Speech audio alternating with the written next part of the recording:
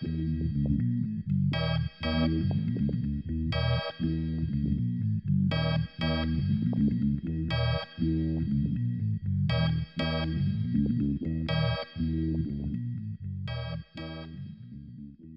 Silverman, thanks for joining us. Thank you. It's a pleasure. As children, we all learn to draw. Hopefully, we all learn to draw and experience the joys of music.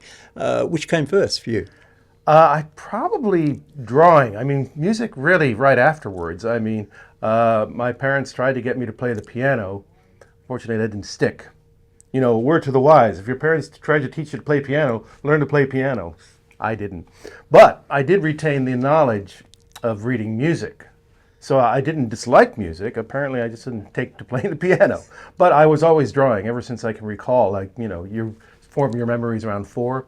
I remember drawing at 4 and, you know, like all other kids. But in my case, I didn't stop. Yeah. Were your parents into music or art specifically? Oh, very much so. I mean, professionally, not per se. My dad was a professor of radiation chemistry at the University of Maryland. My mother, though, was an art historian, and she was a docent at the National Gallery of Art. So I grew up in the D.C. area.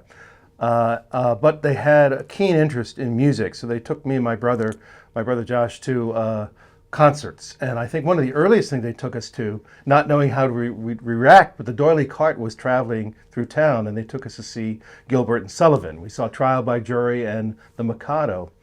And I must have been about 4 at the time, or maybe 5.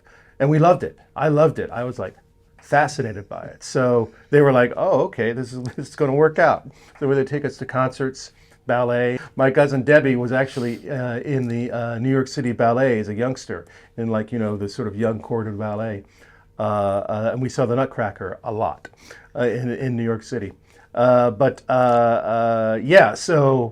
growing up in an atmosphere of the arts and the atmosphere of entertainment, because my dad was a huge fan of comedy. So it was everything. One of the earliest memories I have is seeing a double bill of Charlie Chaplin that my parents took us to, also around the same time I was 5, of Modern Times and The Gold Rush. And to this day, Modern Times holds a special place in my brain, the opening factory sequence. Very stimulating for a 5-year-old who wanted to draw cartoons. Yeah. You studied art formally? Yes, a lot of it, I think I was sort of self-taught, but yes, did study. I took some painting classes when I was about 10, I guess, 10 or 11. And I studied art in high school. Also architectural drawing. I had a frenzied notion at one point of being an architect. You can't make money as a cartoonist, so I thought I'd be an architect. But I had an art teacher who dissuaded me. So, but yeah, I was all taking classes like that. And I just started, I wasn't playing an instrument per se, but I just started getting very interested in music, especially when I first heard The Rite of Spring. I was like, okay, I've got to know what's going on here. So I wanted to get the score of The Rite of Spring to see what was happening, you know, just from a point of view, combination of instruments to make these sounds, to make these orchestral sonorities. So I got interested in getting miniature scores. And I was basically kind of just reading along with symphonies, with scores, not playing an instrument yet. But I decided to pick up the tuba because in high school we had a wonderful band teacher who was teaching a class, just sort of like a half-hour class in sort of basic music theory, basic triad chord building, and trying to do, you know, presenting how to do an arrangement for a jazz band. And there was this tuba that was sitting on a stand that was not moving. And I realized nobody was playing the tuba in high school. So I said, Dr. Salazar, do you mind if I borrowed that tuba over the summer to try to learn to play it? And he looked at me and said, oh, would you? He was so happy. So, yeah, so I did. And it was great because when I came back, you know, practicing it over the summer, he threw me in the deep end of the pool. We played like Rossini overtures and, like, you know, the famous Gustav Holst military band music. Really, you know, challenging tuba parts. So yeah. I was able to kind of learn fast. Yeah. You joined a marching band as well? Yes, and the marching band and the whole deal. Actually, it was interesting. When I went to college, I joined the concert band, right? And surprisingly, they made me first chair tuba, which was like a mistake. But, you know, They did it anyhow.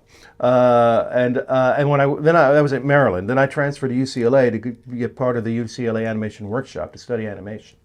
And they were always trying to get me into the marching band. I said, guys, I'm in the animation department, the film department. I don't have time. I mean, I'm working, 24/7 on my animated films. Animation is a long process. It takes a lot of hours. And they finally said, okay, look. And I was going to grad school now because I 2 years at, junior and senior. And then I was going to grad school at UCLA, mainly to finish this film I had started. And they came to me and said, okay, look, we're going to Japan for 8 days.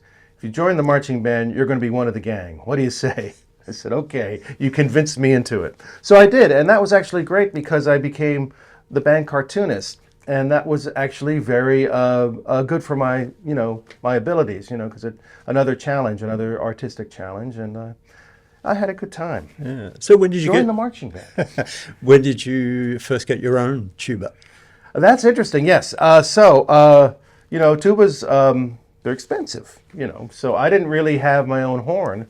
I was using school horns, I would either was like at high school or the University of Maryland or UCLA. And so when I left UCLA, I didn't have a horn. I didn't have a horn for a number of years. I think about 12 years or something like that. But I finally bought a horn off of a friend of mine, another great tuba player, Gary Kaiser, who moved to France, and he was selling one of his horns. And so I bought it. He and I were in the marching band together at UCLA.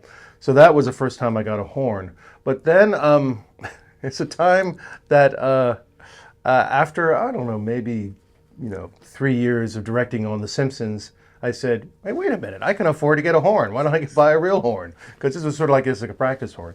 So I got another tuba, and it was pretty good. It wasn't a great tuba. But then a friend of mine, Bob Joles, who's a voice actor and also a great tuba player, he got me involved with a group called the Horn Guys in La Cañada near Los Angeles. And I got a really good Miraphone upright tuba. Then I was working on this film called Looney Tunes Back in Action, and I was trying to explain to somebody the difference between a tuba and a sousaphone, which, contrary to what people think, is a tuba. It's just a different shape. And that's what I was explaining to him. So I said, well, let's go on eBay. I'll show you what a sousaphone looks like. And hey, that's a pretty good one.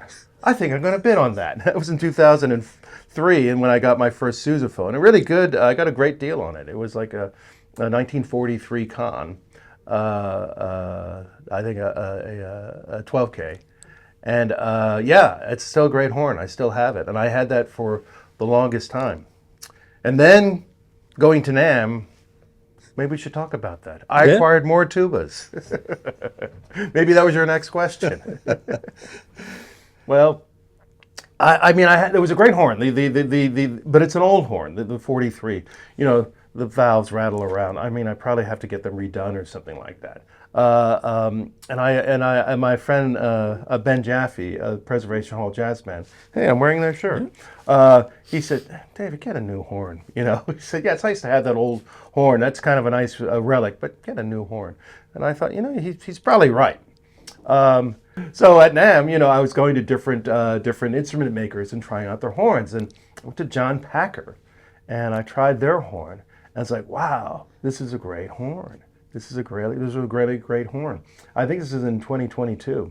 So I think my ideal fix, and I tried it out, and I ordered it, and I got it, and it's really a great horn. Then I went again in 2023 to Eastman. And it's like, wow, this is a great horn. So I like this one even a little better. No offense. It's just for my style of playing, it just seemed to work better. So I have now 2 new sousaphones. So now I have 3 sousaphones. Also, sometime earlier at Wessex, I discovered the travel tuba. It's essentially a pocket tuba about this size, based on a design from, I guess, the turn of the 20th century. And so that's another horn in my arsenal. for like, small traveling. Yeah. However, on this very, I found another version of this that I think I can stop buying tubas anytime, really. I don't have a habit. Do you listen to music when you're drawing? Yes. I'll listen to different types of music, and it can depend just to whatever the mood is. It's either, either classical music or popular music or New Orleans style music. It just sort of depends what mood I seem to be in. Yeah. Yeah. Does the music you play reflect what you produce art-wise? I don't really think so. I think it's just something to have going on. And then there's sometimes, by the way, I feel like I kind of don't really want to have any music, depending on what I'm working on. I got to sort of figure and concert it on, especially if I'm working something on where I'm listening to the soundtrack of the dialogue track. Yeah, it's not a good idea to listen to music at the same time. Yeah. Well, let's talk about the animation. I guess the breakthrough was Tracey Ullman? Yes. Well, it's interesting, too, because prior to that, again, tying into music, when I left high school, I had done this drawing of comic drawing of an orchestra inspired by the great cartoonist Jared Hoffman, British cartoonist who did a lot of really wonderful caricatures of symphony musicians and orchestras. Also was a tuba player. By coincidence, I had no idea. But anyway, his work inspired me to do my own version of that. So I had done this orchestra drawing in high school, and I had presented it to the concertmaster, the National Symphony Orchestra, Washington, D.C. I'd gone backstage to greet him, and I presented this poster, and his jaw dropped, and he said, "I got to show the conductor and the director of the orchestra, not the musical director, but the business affairs type of guy."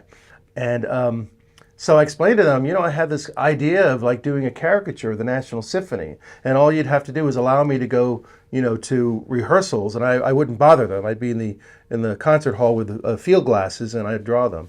And they're like, "Sure, kid, whatever you want." So I did. So I did a caricature of the National Symphony Orchestra. They made posters of it for their radiothon and all that sort of thing. So I get to UCLA in 1977, and a friend of mine at UCLA, Charles Solomon, who's now a great a film and animation critic, but at the time was a part-time critic for the Los Angeles Times. And the music critic, Martin Bernheimer, at the time was looking for a cartoonist who could caricature musicians. And Charles said, "I just met this guy." So I started doing drawings for him. Sandy Feldstein of Alfred Publishing sees my drawings in the LA Times, gets me involved with Alfred Publishing. I do some publicity artwork for them, and then I start doing their piano books, the Alfred's Basic Piano Library. Still in print, my cartoons are still in print. So that was starting in around 1980, 1981, and so forth. And that sort of kept me going amongst other freelance things that I was doing after I left, while I was at college and after I left college, leading up to my time in 1987 when I got involved on the Tracey Ullman Show, working on something called The Simpsons, which a lot of people haven't heard of, but you look it up. You can go online, you can look it up. So the connection with Matt Groening, where did you first meet? Well, that was the interesting thing about it. Sort of to go a little bit backwards, what happened was I was doing animation on a film in 1985, working with my friend Bill Kopp, who was directing this animation, 10 minutes of animation in a film called One Crazy Summer, which was directed by Bill's pal from CalArts, Savage Steve Holland. Live action film starring John Cusack and Demi Moore. And so we were doing that, and this took us up to like 86. And one of the animators is Wes Archer. Wes Archer had freelanced for a small company called Klasky Csupo. They in turn got the Tracey Ullman Show contract to animate Matt Groening's animations for the show. And Gabor Csupo asked, Wes, because he worked with Wes and he was very talented, "Do you have any other crazy animators you know?" And he said, "Well, as a matter of fact, I do." And so he got myself and Bill Kopp involved, and it was the three of us at first, and then it was just Wes and myself. Bill went on to do his other things, and Wes Archer and I animated in all the 48 Tracey Ullman shorts. And then when it became a series in development in 1989, developing in 89, they looked at Wes and I and said, "Can you guys direct?" We said, "Sure."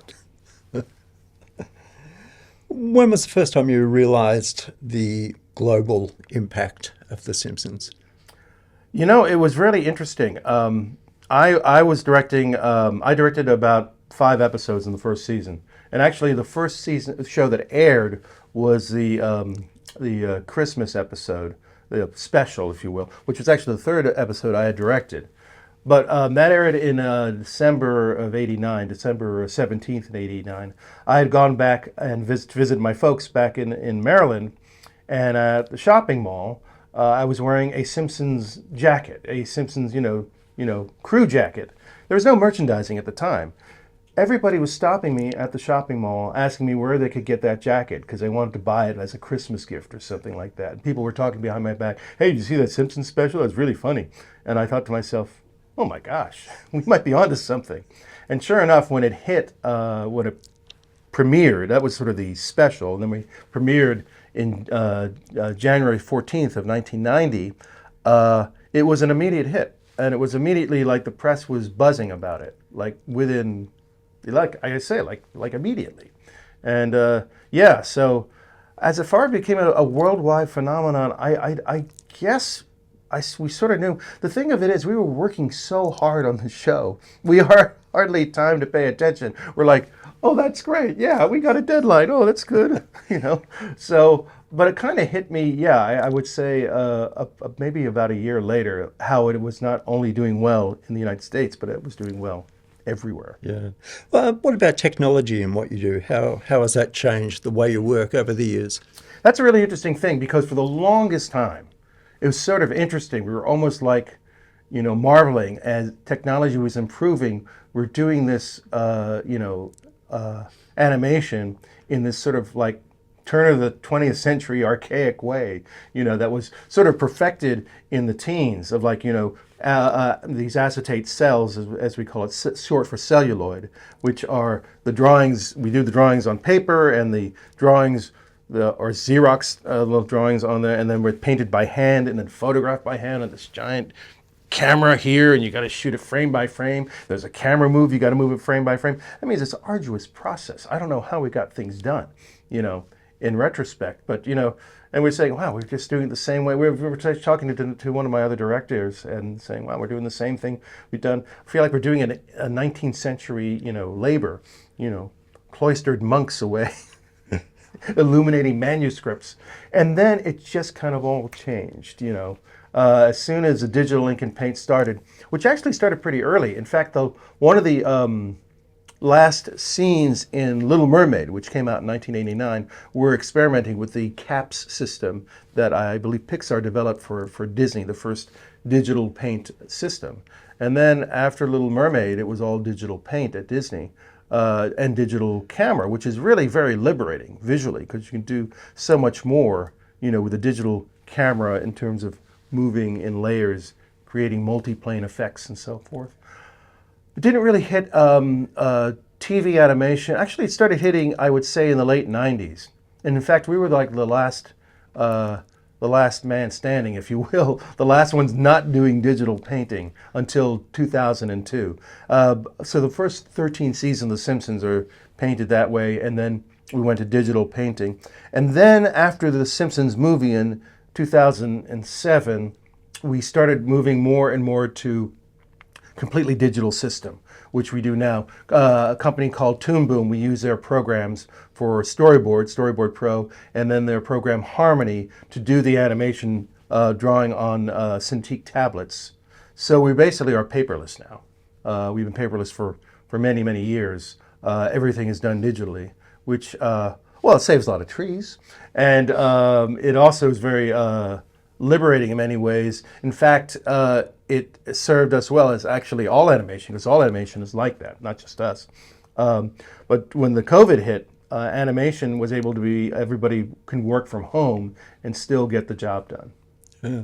What about music and your animation, or music and The Simpsons in particular? How do they coexist? I always found that a sense of music, a sense of rhythm helped me, when it came to timing animation, because you think about it in terms of like, movements, and just you sort of think, well, if it's going to move from here to here, it's going to be like this, that sort of thing. And I would also tell people like who are getting into timing that there's 24 frames a second, but you can do a lot in a second.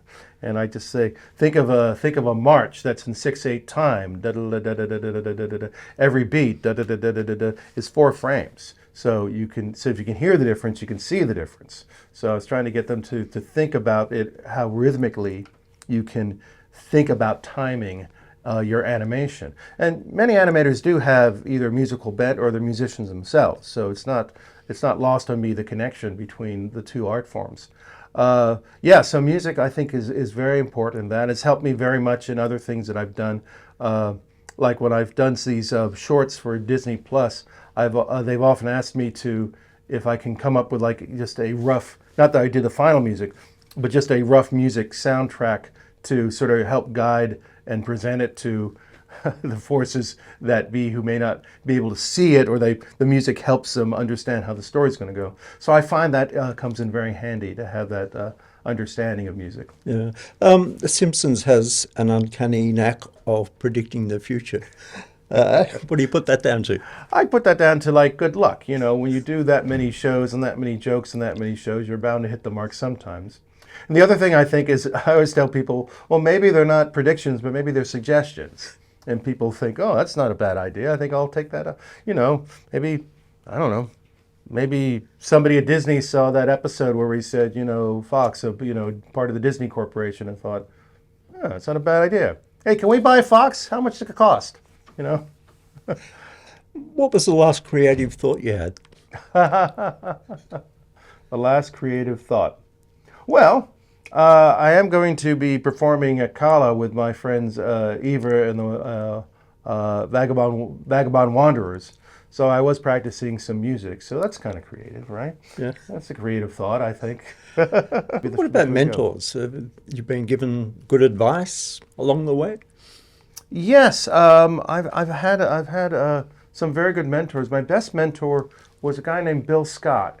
Bill Scott was a tremendously gifted, funny man. He was the co-creator of the Bullwinkle Show, Rocky and Bullwinkle. He's a head writer, and when you say writer in animation, it's somebody who's drawing storyboards and writing.